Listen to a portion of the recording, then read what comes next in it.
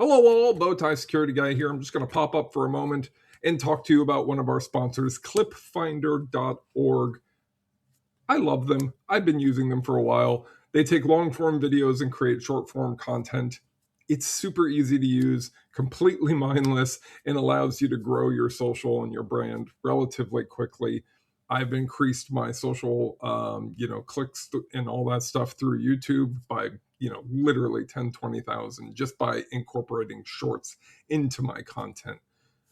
It's incredibly important to take some time to do that, but it also takes a lot of time to edit those videos. Clipfinder.org makes it easy. If you're looking for a way to support my sponsors or support the channel, please take a look, create an account, and check them out. Now, on with the show. Hello, everyone. Welcome to BowTieSecurityGuy After Dark. I'm just no longer going to give numbers because it's a hassle and to remember what episode I'm on. So my guest today is Adrian Sanabria. Adrian, you have been in technology for as long as I have. We are quite seasoned, as we call it. Tell me a little bit about kind of what your childhood was like. Were you like a tinkerer? Did you play around a lot? Like how did that all kind of start your journey? Yeah, 100%. I was the kid taking stuff apart, right? A big fan of Legos, big fan of video games. Would read any book that I came into contact with. I'm sure it was made things somewhat easier on my parents that they could just hand me a book, and from the age of 5 on, I'd just be gone until that book was just completely consumed. Yeah, and I think we got our first computer. I believe it was 1986, so I would have been 7 years old, and it was a Tandy 1000, and no hard drive, just two 5 and a quarters. So DOS would hang out in one for you to boot off of, and then whatever software you wanted to run would be in that second drive, and yeah, it was it wasn't until college though, until I had my own computer. My parents bought me a computer when I went to college. Then I took the whole thing apart, put it back together. Like the internet. I had 10 meg link, a hard link at in the dorms at University of Tennessee, and just like everything I could get down over that link, every piece of software, every corner of the internet. Back then you could explore most of the internet.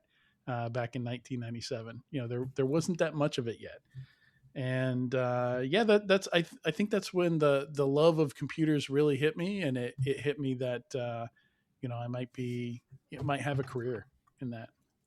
Which is crazy, right? I think I was the same way. I was that tinkerer, kind of always playing and always kind of trying to figure stuff out and learning on the fly.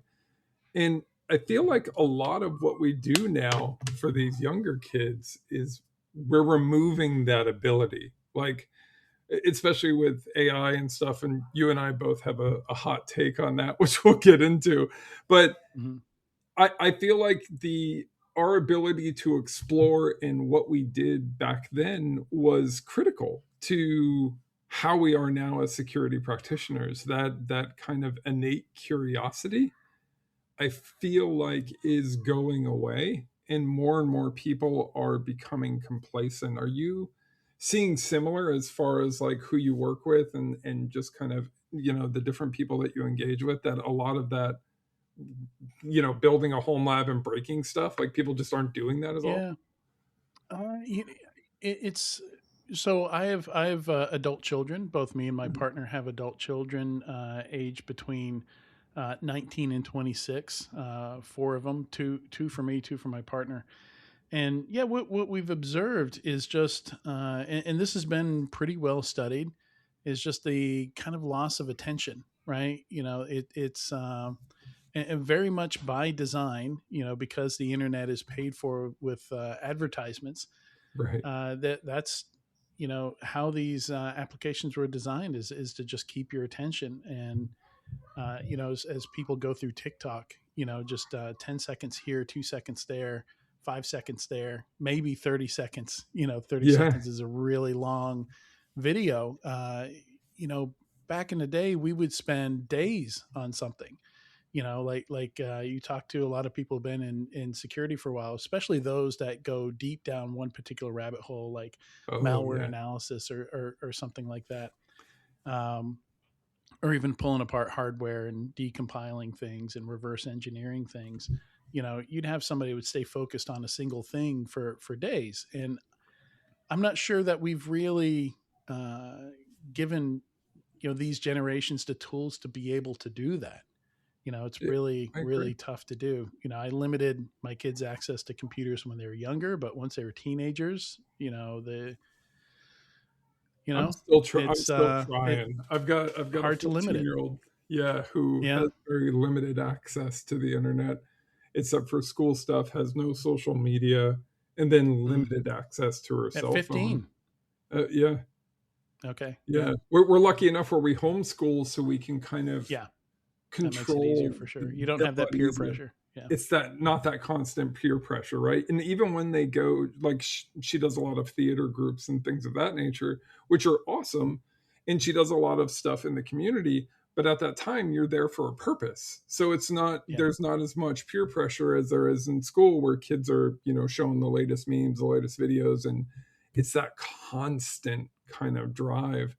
And I don't know if I'm doing her a disservice by keeping her a Mm. child longer, or if it's something that's going to benefit her later because her childhood wasn't basically created and morphed. We were Yeah. out yesterday, and the girl in front of us was 7 years old, and her caretaker, her grandmother, whoever was with her today, was like, talking to her and saying like, oh, well, you can see this on TikTok. And the lady goes, well, I don't have TikTok. And she's like, I have TikTok. Why don't you have TikTok? And I'm like, oh my gosh. Yeah. Like, Yeah. exposing a mind that young to social Yeah. media is really sad to me, Yeah. And because it just creates that constant need, right, of that instant gratification. yes. And you're hitting on it there. I think delayed gratification is the skill that you have to Yeah. learn. And what delayed gratification means is sitting in failure and repeating something. And I'm a musician too. I've been playing, so I played instruments in school. I was a band kid in school, but also picked up guitar at 12 and bass guitar at 13. And I've been playing those instruments my whole life. And yeah, you've got to be okay if you suck for a while, right? Yeah. You have to be okay with that. And it's something where you just have to you have to have this drive to stick with it. And that dopamine hit is maybe months away, right? Yes. Hours away, days away. And you've got to be okay with just not being good at something for a very long period of time. And then when it hits, oh my god, it's so satisfying, right? Oh yeah, I mean, Like when's so you're a musician like myself. Like when you first hit that chord for "Smoke on the Water," you hit it the right yeah, way, and like yeah, just those things. Or when you finally got your pinky to listen to you after years of just like you're like, yeah. why aren't you doing what I tell you? Yeah, It's and you get the calluses, and it doesn't hurt to hold the strings yeah, down anymore, and yeah. yeah, you get your first one without the strings buzzing because you can press it down hard enough without it hurting your fingers. Yeah, It's those little wins that I feel like we're removing. And I talk to a lot of young kids, and I work with a lot of young kids, and there's a lot of young kids who listen to this podcast who are in their mm, 20s and stuff like that, who are trying to get into cyber and technology. And I'm like, don't chase cyber, chase the basics. Like learn the mm, basics of like yeah, computers, learn how data travels over a network, learn soft skills, right. because Yeah, those that are going to was get you further than the anything first else. time I heard about somebody just going straight into cyber. I was like, that doesn't make a lot of sense to me Yeah, because there's so, yeah. so much foundational stuff you have to have. And Like if you don't, cyber doesn't yeah, exist in no. isolation. Can you imagine the imposter syndrome? Like we all probably went through it, just like we both did, where we had really bad imposter syndrome. Can you imagine if you literally had no core knowledge? Oh my Yeah. gosh, it would be crippling, Like right? pen testing is an entry level job in cyber. Like Apparently. that is literally the combination of just tons and Oh, there's tons of skills. knowledge. Yeah, Yeah, you But I've trained pen testers where they get access to a database and they're like, what do I do now? Yeah. And I have to, I don't know, maybe find a cheat sheet or something, like, have to teach them how to explore a database, right? Okay, it's an Oracle database. You select star from all tab columns, and maybe search for something with payment data in it, or something like Yep. that. Yep. But Look for every 16 database has characters in a row, things of yeah, that every nature. database has that one table that lists all the tables and all the columns, so that's kind of your directory for the database. But if you've never used a database before and you hacked into one, Yeah. you got to have this, you got to get all that foundational knowledge first. And it doesn't, okay, maybe you're missing database, but you're really good on Linux or some Sure. other areas. But you got to have some foundation to then layer on top of, hey, I'm going to secure this, or I'm going to hack this. Like, Yeah. I ran into a lot of people in my career, and not even just in cyber, like developers too. Like, I remember having to explain why you have to close your objects Yeah. in your code. You get memory leaks, and our servers don't have infinite memory, right? This application is running out of memory in the middle of the day, and then the call centers can't have to tell people on the phone, our systems are updating right now, could you call back later? And I remember this one woman I worked with specialized in tweaking, optimizing database performance.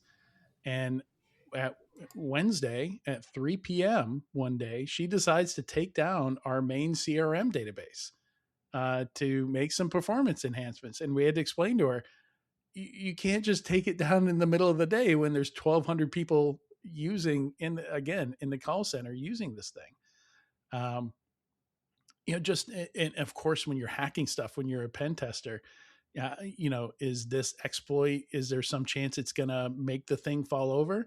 And the thing you're about to make fall over, is how important is it? Are people using it? Is it driving Yeah. revenue? How much trouble are you going to be in? You need to have some sense of these things before you start just firing, autopwn and metasploit or something like that. Well, I feel like a lot of the core skills that you need are being bypassed, right? And Yeah. people are looking at cyber as an entry level career, and I keep telling people cyber is not entry level. Yeah. It's not. We'd love it to be, right? That'd be great, but you need to know so much foundational knowledge. Like, for instance, when you got your first like sales job as a sales associate at CompUSA, how did you land that job? Like, what did you do to kind of get that first opportunity in technology? Was it just like you walked Yeah. in and said, "Hey, I'm here to hang out," or Yeah, did you have no, to it was demonstrate it some was an skills? interview, and a lot of that interview was just testing to see if you knew anything about computers, if you could handle a conversation about technical stuff about computers. And of course, at that point, that was after I'd taken apart my computer, put it back together, tried all the software and the Same. internet. So I was able to walk the walk there. I was able, because that was, it says sales associate, but 90% of the job is just helping people find things. And Yeah. what I loved about the job is somebody would come in and they say, "Yeah, I want to digitize my old vinyl, my old LPs. What do I need to do that?" Okay, here's a piece of software you can use to do that. You also need a card with RCA input so you can plug your record player into the computer. So here's an ISA card that, a Creative Labs Sound Yeah, Blaster Sound Blaster. yeah, ISA card with RCA inputs, and now you can plug it directly in, and you hit record on the software, and you hit play on the you drop the needle on the record player. And I just absolutely loved helping people figure out these problems. But yeah, that was the interview, was like, this is what you're going to be doing day in and day out. Looking things up in the computer. Yeah, that says there's one more in inventory. Let me go back. Like that was like 50% of it. And just going to find things that we should have had in stock. We don't know why there's one in inventory. Nobody can find it. Yeah. And then the other half was helping people solve their problems. Figure out what they needed to buy, or Yeah. what not to buy. Right? Like, don't get the Memorex CDRs. They're trash. Yeah, don't get that zip drive. It'll start clicking on you. We're showing our We sold a seasonedness. lot of zip drives. Yeah. So let's look at it this way. So when you got your first cyber gig, what was your first job that was like cyber or cyber adjacent? Like how old Yeah. were you and how did you end up getting that opportunity? So I guess I was so it was June of 2001. I joined a large one of the world's largest payment processors. Luckily, I had a good friend who was a manager there, and he took a chance on me and hired me in because like we knew each other socially, and we had done like computer projects together. So he had a general idea of my skills, and it was not in security, but I did start doing security work almost immediately when I joined because they just had one person in security, and Yeah. back then, like the reason he was in the security team is because he screwed something up on the IT side, and they Peter Principled him over to so There you Peter go. Principle is this old One more British beat. book that just describes like people failing upward. Exactly. Their their incompetence fails them upward into some VP role where they can't do any damage, right? That's really And funny. that was him, and he didn't know how to run an investigation, and I didn't have any experience running investigations either, but I figured it out on the fly. So almost 2 weeks into it, I'm doing an internal investigation, that turned out to be corporate espionage, or not espionage. Yeah, I guess you would call it espionage. He was selling data. He was selling our data, Oh wow. and making money off it. Yeah, so we would sign up new merchants, and there's like a credit check, the equivalent of like a business credit check, and if you fail that credit check, we had like certain minimums, we would decline you. But there were other credit card processors that had lower standards, right? And this guy was getting a referral fee for each of these declines. He would send to Oh this other man. credit card processor with lower standards. And eventually, one of these companies accused us of selling their data because they're like, "You're the only one I've tried to get a credit card terminal from." So we would, we did online transactions even back then, but it was mostly sending out credit card terminals. The type you find in a coffee shop or something like that. Um, Swipe a credit card on. Now it's tap to pay for most of it, um, but yeah, he did that. He got away with that for about 3 months before one of our customers called us, complained. We figured out who was doing it, and I had to go back through the logs, and the logs crossed daylight savings time, but they were in UTC. So I'm Yeah. sitting here like looking at his badge in, badge out times, to correlate all this with him to make sure that it is him doing it. How many times has he done it?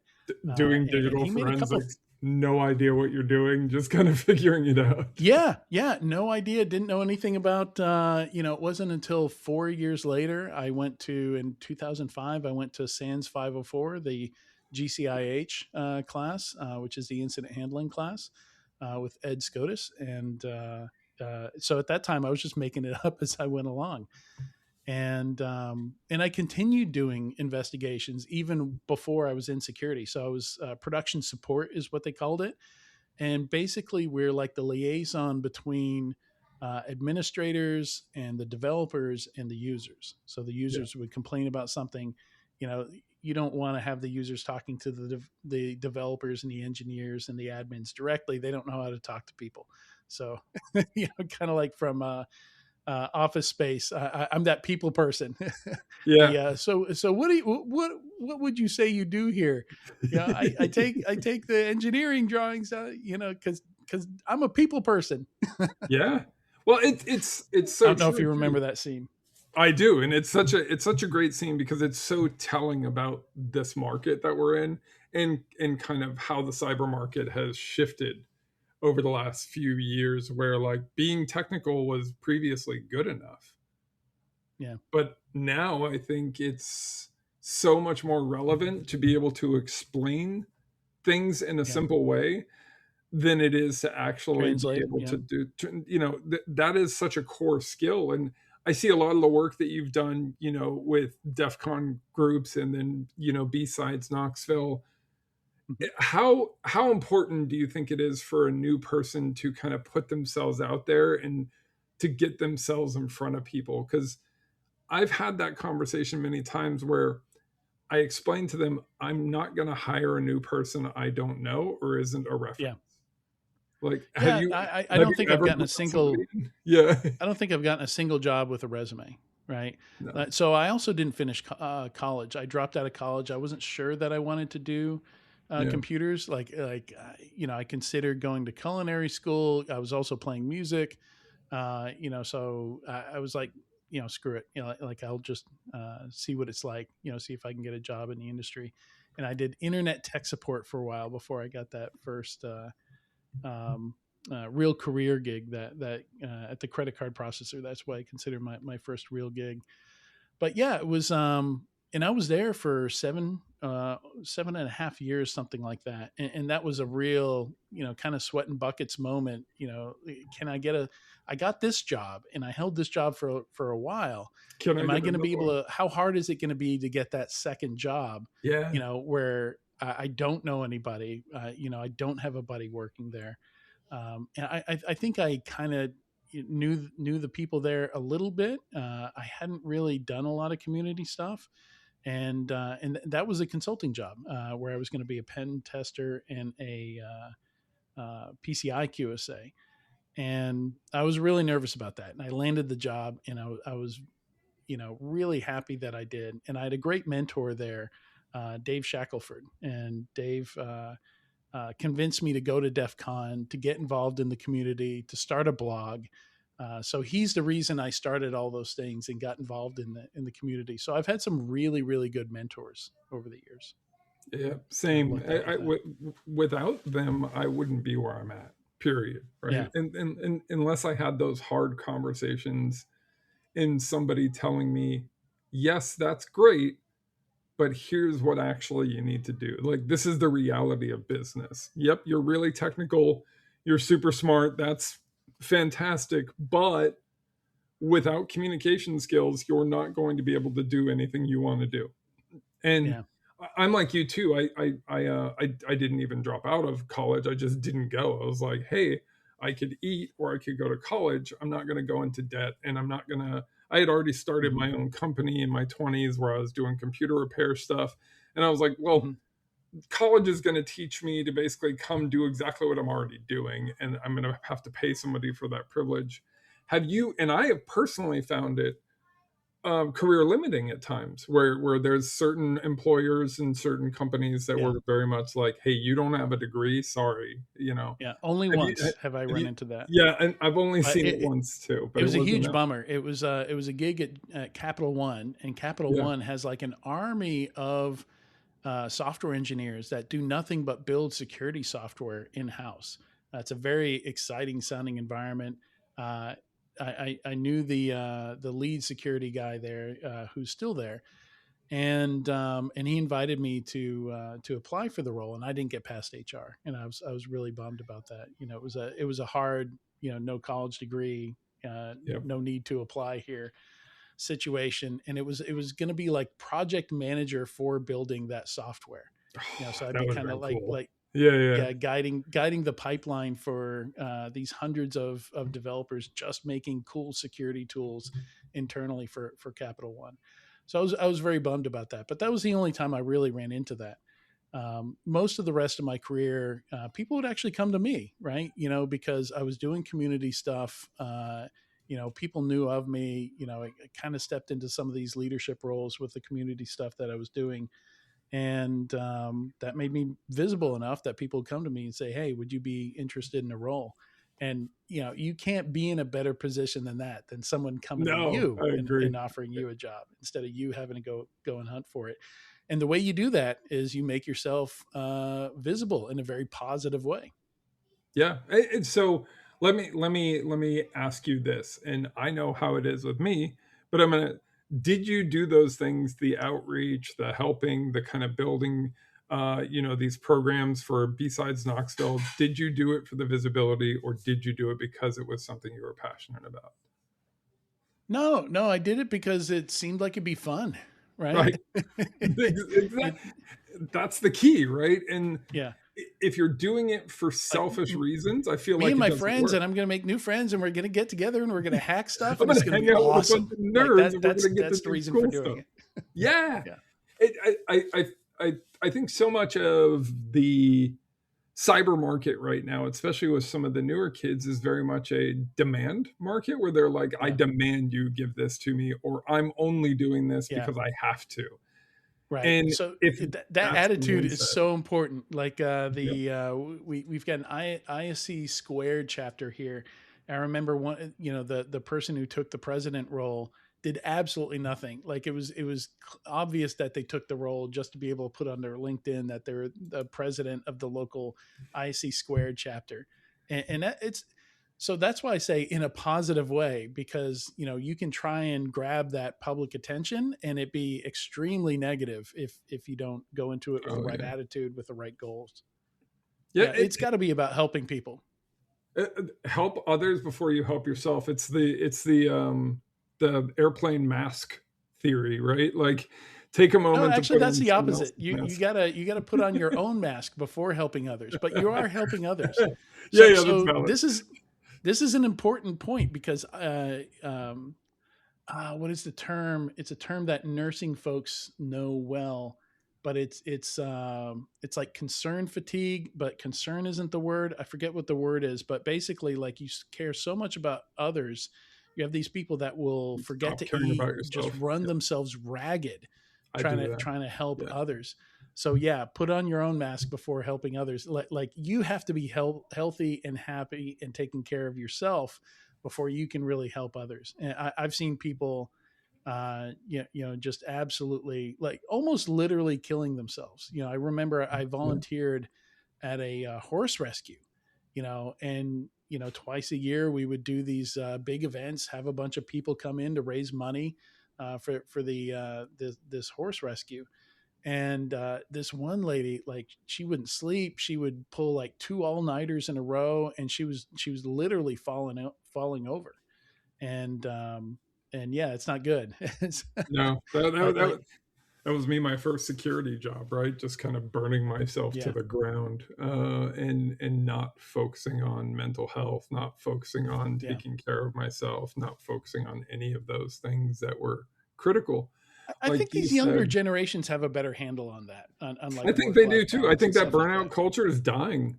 Yeah. I feel like they just won't they But at the won't same tolerate time, it we have anymore. the like 6 9s or something, like things are also going to the other extreme. There are these jobs where I've got a good friend of mine who's a fractional CISO was talking to a company about a full-time CISO gig there, and they're like, oh yeah, and we do 6 9s, is that okay? That's 9 hours a day, 6 days a week, right? Can you imagine? Like, I had multiple jobs when I got laid off. I had multiple jobs that when I interviewed them, they made it very clear that their expectation of me was to work significantly more than 40 hours a week.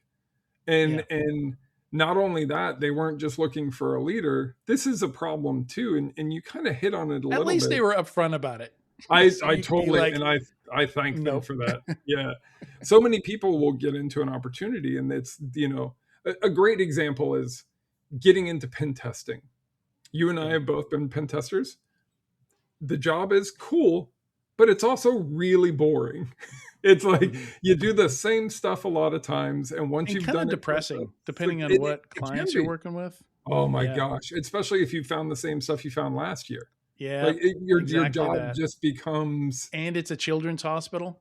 yes, or a movie theater, or all kinds of stuff. Like, I've ran into that where I'm like, "Hey, I found this last year.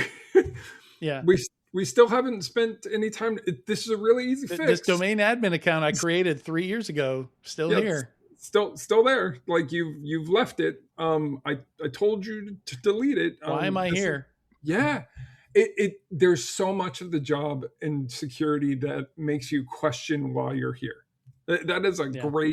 a great thing to say, is you have Well, many moments where you go, Why do I even so do this?" No, it's a no, no.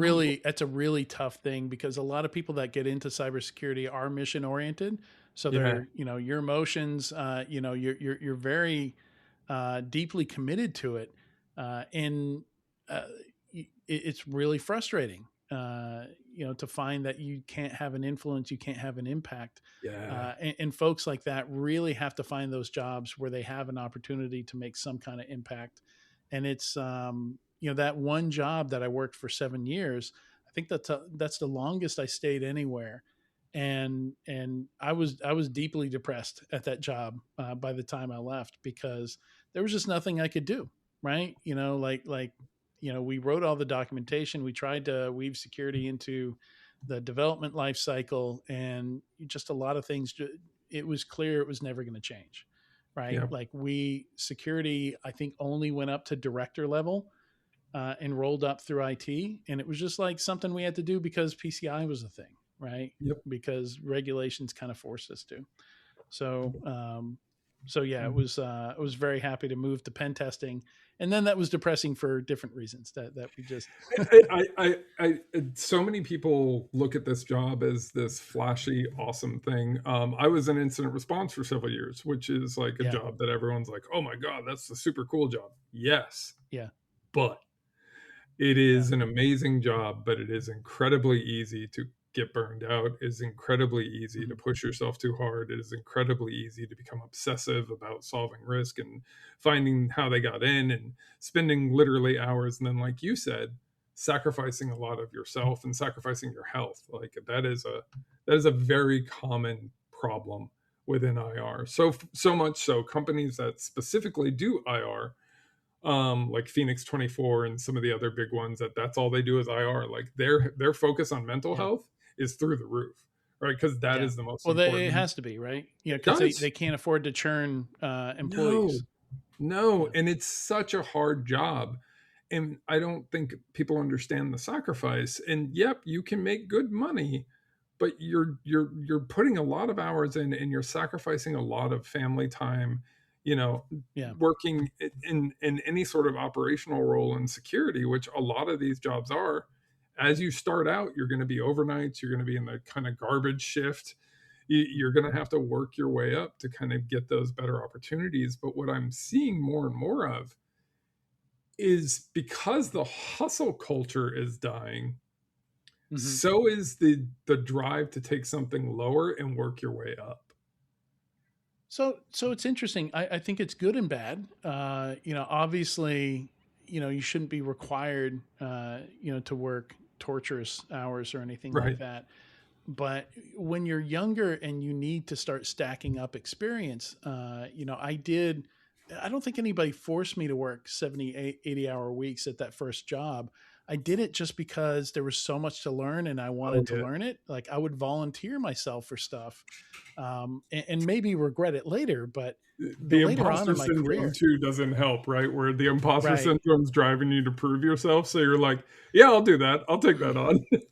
But I think there is something for, what, like the first 4 or 5 years, just head down, gonna learn as much as I can learn.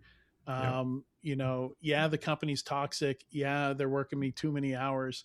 But as long as you're stacking up that experience, and I think this is very important because I have seen people in slower roles that were very relaxed. It's a 9 to 5. You come, you go, and you never have to work overtime.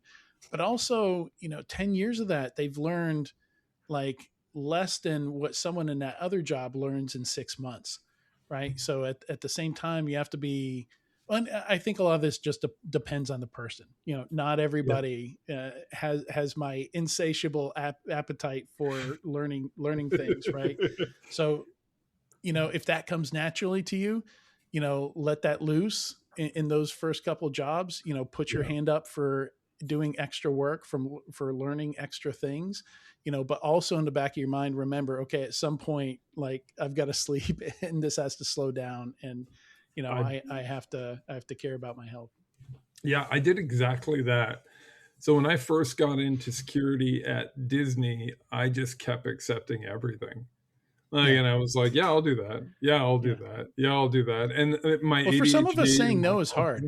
confidence, saying no was impossible for me, especially because I was a poor college, kid with no college who was like Yeah, previously yeah, homeless, who somehow scored a job at a Fortune 100 and like was just so determined to prove his worth. yeah. And and I've told the story a few times, but I think it has merit because I'm sure you can relate. When we were talking to the recruiter after I had left my operations role, the recruiter's like, well, tell me what you do. And I told her all the teams that I manage. I told her all the incident bridges that I do. I told her all the stuff that I take care of. And she goes, okay, well, so you need someone who's highly technical. You need somebody who understands technical people, can also build teams, remediate stuff, and do all these things. She's like, you don't need one person, you need three. Mm-hmm. And that's where I had realized that I had made a fundamental mistake where Yeah. I don't regret it because it does make me more thankful now for like a normal life and a normal schedule. Yeah. Yeah.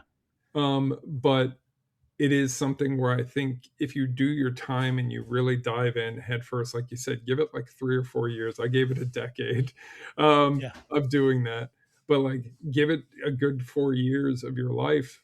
It's going to pay off in spades because when things do get hot, you're not going to feel the pressure because you've lived in that existence previously. Right. And same with like working incident response for as long as I did. When when an incident happens or when something critical happens, I'm just completely chill. It's like, oh yeah, I've Yeah. done this, Same here. done this a I hundred think it's a times. personality type too, right? I You know, agree. like I like agree. Yeah, having ADHD, you know, an event like that, like I focus really well same. when the pressure's on. I used to, I was a chef in my teenage years. I worked in kitchens, and same thing, you know, dinner rush on a Friday night, on a Saturday Oh night, god, yeah. something like that. I I'm worked at a really unstoppable. nice Italian restaurant, Yep. and I worked the pizza station, which was visible to the. It was kind of out in the dining area, and that pizza oven, it was not gas. I had stacks of logs there, and the first thing I had to do at the beginning of the day was start a fire, and I had to keep that fire at the right temperature throughout the All day. day. Yeah, yeah. And twice while working there, I smoked out the entire restaurant. They had to evacuate the whole restaurant, interrupt everybody's dinner, everybody leave, and somehow they didn't fire me. But yeah, having those experiences at 16 and 17, yeah, incident response, bring it on. Yeah. I was ready for this stuff. It's one of those things where when you've done it enough, and like you said, our ADHD I think does give us kind of a cheat code to high stress situations because Hyper focus, yeah, you go instant hyper focus. At least for me and you, we both probably have hyper focus ADHD, which is why if you look at both of our careers, we basically change jobs every few years because we're yeah. like My bored. youngest or my oldest child has ADHD, and it presents very differently. Yeah, Um, yeah. yeah, so my oldest child would not. That's the last thing they should do is incident Oh my response. goodness. Same with mine. Yeah, but my youngest has autism and ADHD, undiagnosed, but like I could see my people. um Yeah, hmm, and and she would be perfect for it because she doesn't have that emotional attachment. She's able to kind of yeah, really kind of get into the weeds, but at the same time, like you said, like there's other flavors that can kind of cause some really big heartache. That's why I hate calling it a superpower, but it also is in some cases yeah, a superpower for specific areas. Like for what we yeah. have done, it's Well, very beneficial. you got to be able to turn it off. Yes. Understanding, like getting diagnosed with it, I think is important because then you understand how to manage it. Because like that hyper focus is very useful. And then 8 hours have passed and you haven't gotten up from the chair. You haven't Time eaten. blindness. Yeah, you're You you're haven't had getting a drink of fatigued. water. Yeah, yeah, and you got to be able to still, note the passage of time and take care of yourself. Yeah. Time blindness is a really bad thing. And when you're working an incident or working a major thing, it's very easy to forget the basics of life.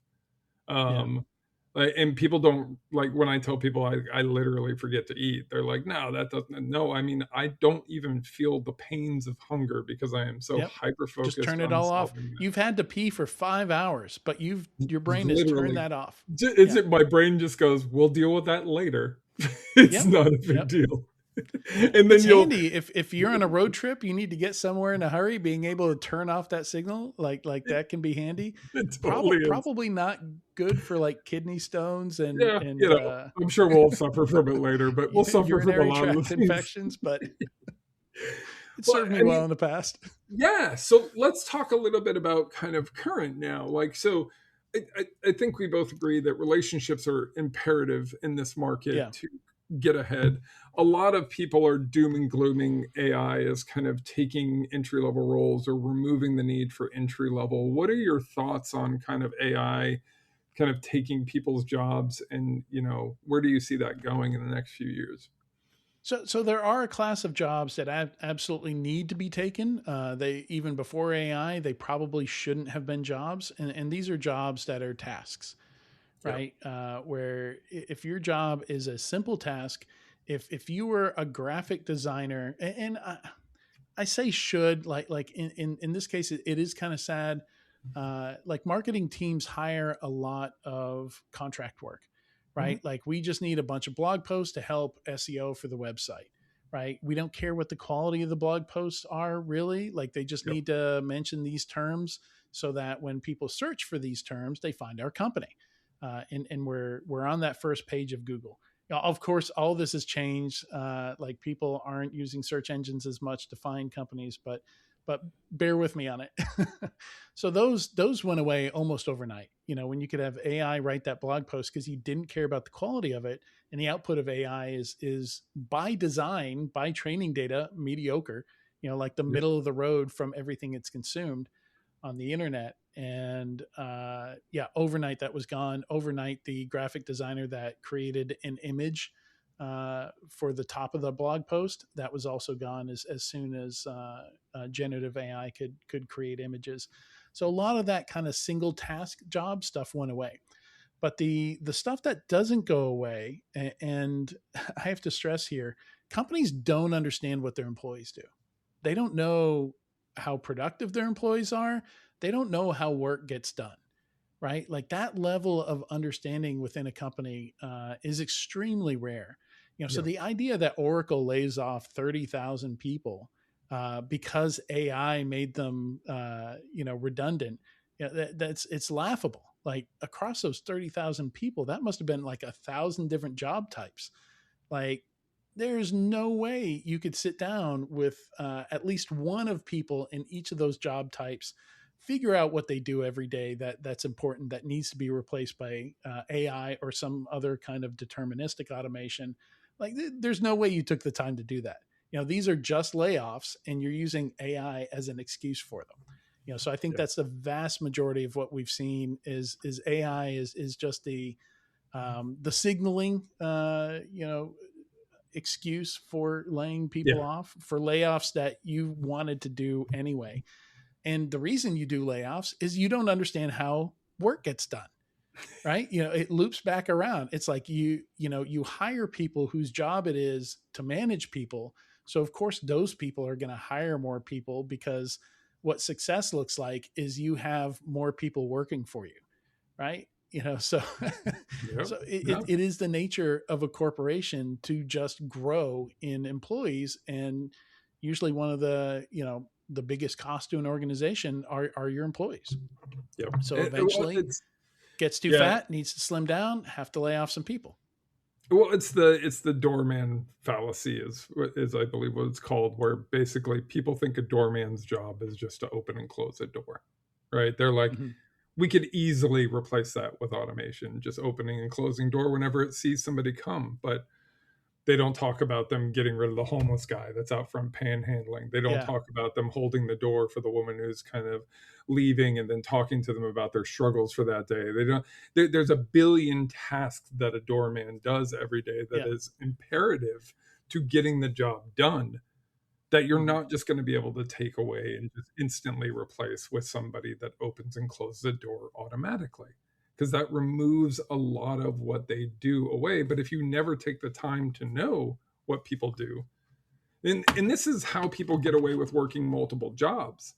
So a lot of you listening to this who can't find any job know that there are literally thousands of people who work multiple remote jobs, and there's an entire forum on Reddit dedicated to it, Overemployed, where people brag about the multiple jobs that they have and how Yeah. one job is their safe job, and then they post strategies about working multiple jobs. And the reason is exactly what Adrian's talking about: is most leaders have no concept or understanding of what their team does, and have no concept or understanding of what success even looks like. They don't take the time to define success criteria.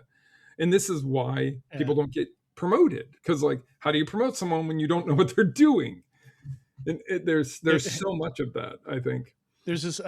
It's probably on YouTube somewhere, but there's this old Living Color sketch. I believe it was Living Color, where it's a Jamaican family, and like if you're only working one job, you're lazy, right? And Yeah, they're all yeah, bragging about having 12 jobs or 14 jobs or yeah. And yeah, that's I think that's the reality now, is because people are realizing the game is rigged, stability yeah, is no longer within the yeah. field, that loyalty is going away. And I don't see a future where I'm not paying my kids rent at this point. no, and It's and just that is a sad insane. reality. Yeah. Yeah. They're and it's not because they're not go-getters, it's not because they're not trying, it's not because they're not Well, the actively rent trying to work. doubled over the pandemic and did not go Dude, back. Like no, it dropped a little bit, no. but You're looking at the median rent for the country at being over $2,100 a month. yeah, Like, that's what a lot of people make, right? yeah. And so many of these colleges and schools are selling people on the cyber shortage. Adrian, is there a cyber shortage? Yeah, no. No, there's an overage. Right. We have Yeah, so many people who are graduating every single month. We have 3,800 people or more that graduate with cyber degrees. And then we have a good 900,000 over the last 2, 3 years who've been laid off who are looking for jobs in cyber. And then the estimate is around maybe 30, 40,000 jobs have actually been opened within cyber. right. That And are it's not that currently- simple, right? Like you have to look Yeah. at what levels they're looking Yeah. for jobs for, right? So yeah, maybe there is a cyber shortage for, mid-level to senior folks. Sure. Or The maybe positions they want to AI fill, specific or something. it's Yeah. not junior. And No. it's a problem because nobody wants to, and it goes beyond just cyber. Like if the entry level role, the junior role for a lot of career paths was something that was just a task, that is something that AI can now do. What does your career pipeline look like? Yep. Are you screwed 5 to 10 years from now when you're looking for those mid-level to senior people because nobody was willing to train them up and they all eliminated their junior level roles? Somebody has to skill these people up. Somebody has Yeah. to take the inexperienced and make them experienced. And that is where I see a lot of the problem coming in. And we're already starting to see what you and I have already seen, which is the cost of tokens is going to outweigh what the cost of that replacing that job would be in many cases. And That's we're going to already resolve seeing it. itself real quick It with is. It half of is. businesses running out their token budget already, like not even halfway through the year. Yeah, and you That know is what a happens? hilarious Yeah. situation. And you know what I happens when AI A runs little bit out of of tokens? Schadenfreude over here. Oh, it totally is. Well, and you know what happens when AI runs out of tokens? It just stops working. Uh, Yeah, like, until you pay the problem. It's it's literally madness. blackmailing you. I mean, it's like an employee being like, it's like your entire workforce. If your entire workforce is AI and you run out of tokens, it's basically them blackmailing you, saying, we're done working until you pay us more. And the Yeah. problem is, these venture capitalists aren't going to keep taking losses, and they're going to Hmm. start to raise the cost even more. And as we start to run out of data and compute capabilities, because we will at our current rate of growth, Yeah. we can't sustain it. And we're not building enough data centers over the next 10 Hun- years to be able to grow Hundreds it. of billions of dollars of debt comes due. I think somebody said like spring, like Q1, Q2 of 2027.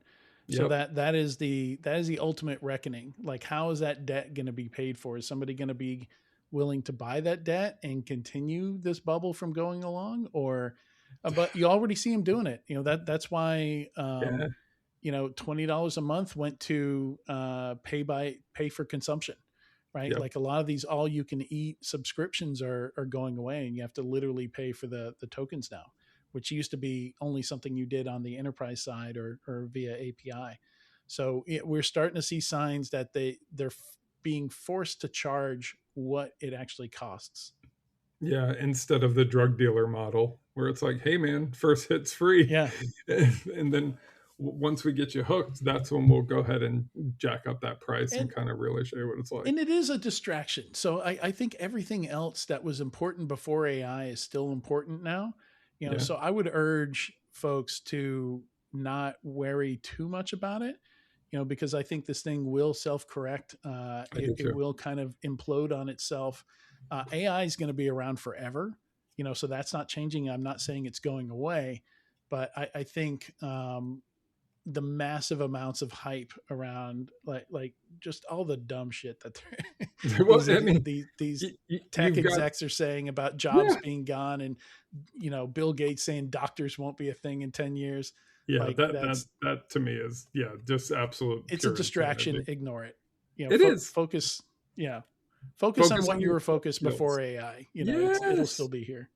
Tinker, play, learn AI, right? AI is going to be part of your job in some fashion. So learn it, Yep. understand its weaknesses, understand, its strengths. There are many, but I put a And video out weaknesses. recently. Yeah, I put out a video recently, and I said basically you're giving the equivalent of a junior engineer full admin rights, and then just hoping they don't screw you. I keep trying. I Crazy. keep trying to use it, I do too. and I'm playing with it. I'm giving it another chance today, but I do have OpenClaw running on something silly over here. I've got OpenClaw running on this little thing. Uh, That's awesome. it's actually PicoClaw Nice. because Yeah, yeah. it's doesn't have much RAM, but it yeah, I asked it to make. I would love an AI agent because I have ADHD, and I'm gonna have to go here in a second. But I just wanted to Perfect. share this. Let's plug your But stuff it's before you go. I was like, it would be great if it could be like a project manager for me, like an assistant, Yeah, executive yeah. assistant, like remind me of things I need to do. Cause I have a lot of projects going on now, and I can easily forget about a project for 2 weeks, where a reminder to, just put in an hour on this project to keep the momentum going would really help me. And so I started trying to ask it to do that. And I just looked at it today and I realized 2 weeks later it never gave me a reminder. And it's gaslighting me. It's like, oh yeah, I'm sure the reminder will go off real soon. I'm like, dude, 2 weeks have passed. Uh, and I'm like, maybe you should use cron for reminders. And it says I do use cron for reminders. So I haven't looked in the back end to see how badly it, maybe it's just making Is it it, up. Maybe it, yeah, is it actually because it's a using Linux cron system, jobs? Yeah, or is it just trying to right? tell you that it is?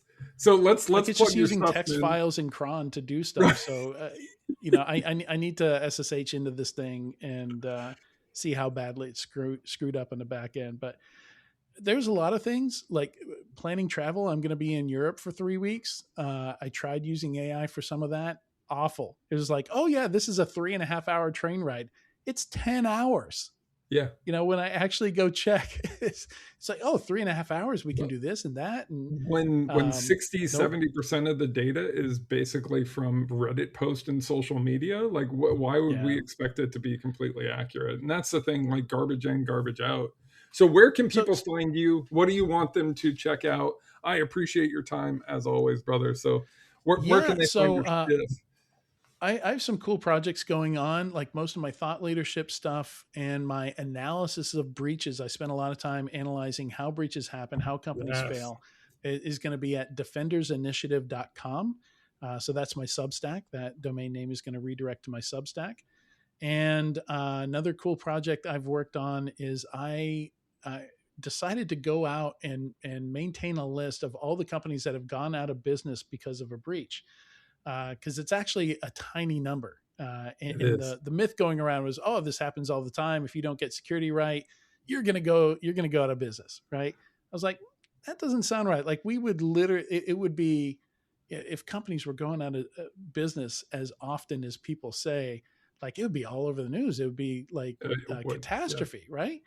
And Bloodbath. yeah, sure enough, there's 33 companies on the list. If you go to destroyedbybreach.com, there's a list of each of those companies, a little bit of the story behind them. I'm going to write these up a bit more in the future, maybe make videos about each one. They are instructive. They're all small companies, too small to be able to weather the breaches that they got hit with. And yeah, those are the two things I'm working on right now. And you can always connect with me on LinkedIn. I have almost daily hot takes on LinkedIn Yeah, no, man. or I Mastodon. appreciate you. I'm on Yeah. Mastodon as well.